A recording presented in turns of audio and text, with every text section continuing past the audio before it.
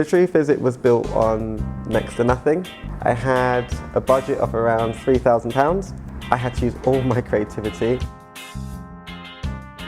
Hi everyone, my name is Laura and I'm really excited to tell you this story of this guy that opened a restaurant in only 2 weeks with £3,000 just right after the lockdown in UK. So let me tell you how everything started. I moved to South London a few months ago and I saw this restaurant which was always really busy and you could feel these good vibes around. After a few days I saw an advert in Instagram and that's when I contacted Teé and decided to tell his story. Hi guys, I'm Teé. Welcome to my shop, Sugarcane London.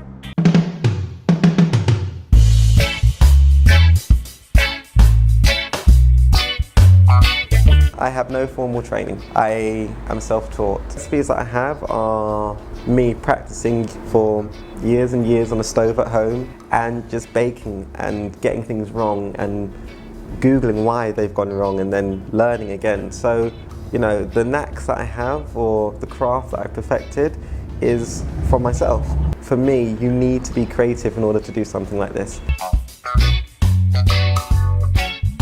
It dawned on me that there aren't many Caribbean restaurants. There's loads of takeaways, but there's not many formal sitting, environments. And the ones that there are, they dilute what true Caribbean food is. So at the age of 20, I came up with my grand idea, well, at the age of 19.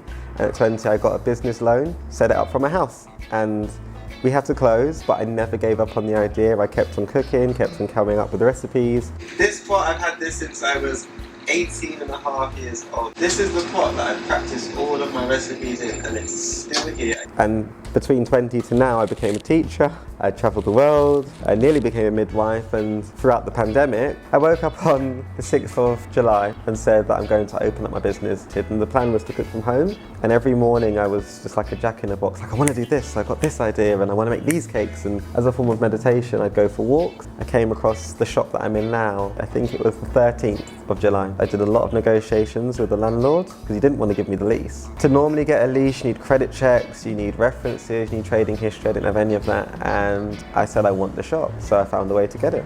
The same day I got the keys was the same day I was in B&Q buying paint for the outside of the shop, and at 12 o'clock at night I was decorating the shop. That was the energy that I had to maintain, and in 2 weeks we opened, so we opened on the 5th of August. The whole time span was about a month from being in here to what you see. From getting the keys to this place, I opened in 2 weeks.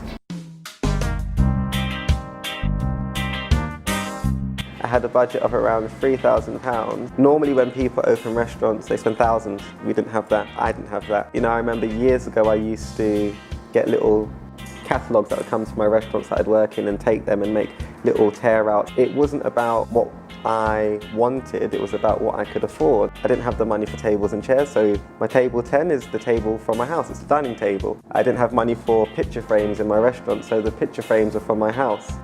I didn't have money for a big commercial extractor, so I got a commercial recirculation unit, which is cheaper. Because I'd done this before many years ago, all my suppliers who I used to work with when I was working from my house, they were like, we remember you used to sell food from your house. So because I built up that relationship, they all gave me credit, and that was the lifeline. Be prepared to adapt. That is the one thing that has enabled me to keep this company going. Because just because it's not what I envisioned, it doesn't mean that I love it any less.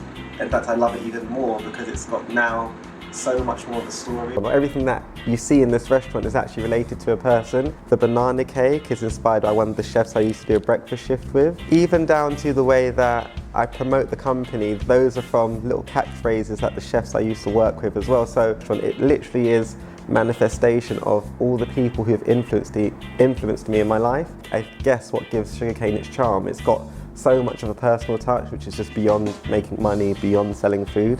The dish that has the most story behind it, and I have two, my curry goat. I remember I was taught how to cook curry goat, but I could never ever get the knack of doing it at home. I remember I was determined, I said I'm going to open my own business. Somehow, I think it was about a week before we opened, I finally got the knack of the recipe that I had, and I remember screaming, yes, I've got it, I've got it! And lo and behold, I've got my recipe for curry goat, which I've now had for about 7 years. And I think the other one is my chocolate cake recipe. That is a weird one because it's not made with eggs and it's not made with oil, and it took me 3 years to work out how to do it. For me, those are my two kind of, I guess, signature dishes because they represent the effort and the trials and errors to get to where I am now. They love the jerk chicken, so my customers come far and wide from that. Another dish that seems to be popular is the ackee and saltfish, and I always try to promote that because it's the Caribbean's national dish. Ackee and saltfish is a slavery dish originally. So when slaves used to be transported from different parts of the colony, whether it's in the Caribbean or from Africa, they would be given, or the crew members would have salted cod, which is obviously saltfish or bacalhau, some people say. And then the other part, or the other component, which is ackee, which actually doesn't come from the Caribbean, it comes from Africa originally. That is something that we added to it. So that dish, which is now the Caribbean's national dish and celebrated, has its roots steeped in slavery. Some customers say this reminds me of what my nan used to make, or oh my god, this reminds me of being back at home. So the fact that my recipe is able to do that, to instill nostalgia in people, is more than what I was aiming to achieve. It's humbling to know that people can come here and very frequently say they feel at home or get that comforting feeling from, some of the dishes here.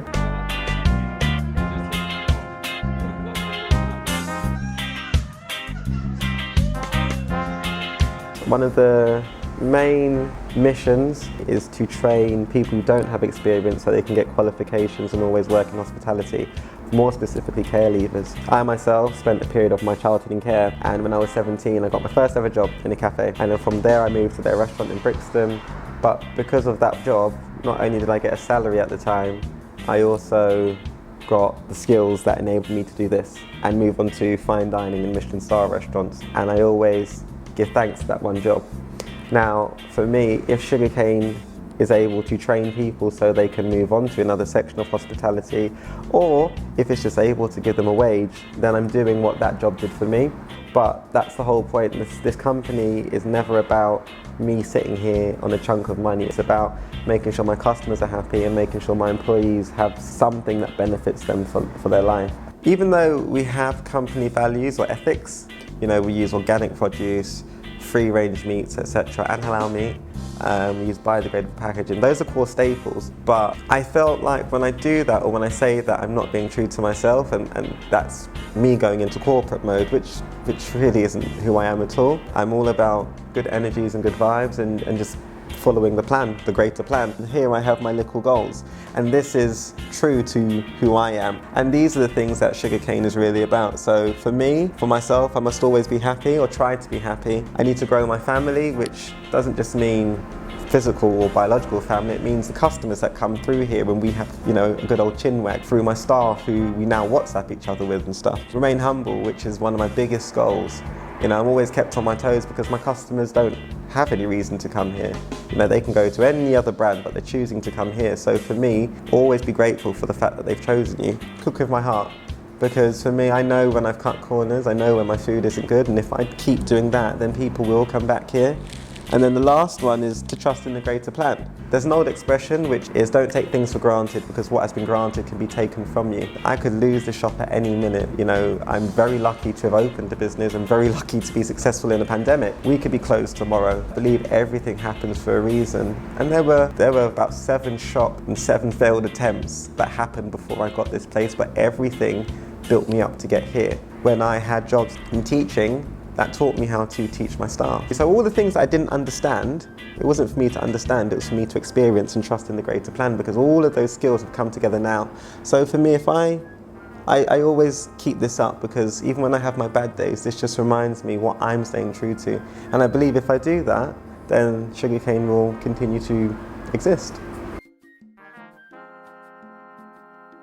Okay, so these images were recorded before knowing we were going to be in a second lockdown on the 5th of November. That's when the second lockdown started. But Sugarcane continues to be open for delivery and takeaway. So if you would like to support Sugarcane, you can call and collect if you live around the area, or you could donate. You can find the link and all the information in the video description. I hope you guys enjoyed this video. For me, it was a really nice experience. As Teé says, everything happens for a reason, and I do believe this was not a coincidence. So So if you know any other great story, please feel free to comment. And if you like this video, please subscribe and share. And I'll see you in the next one. Sugar cane London. Sorry, I didn't press the button. Go, go, go, go, go. Yeah. That look busted. Yeah.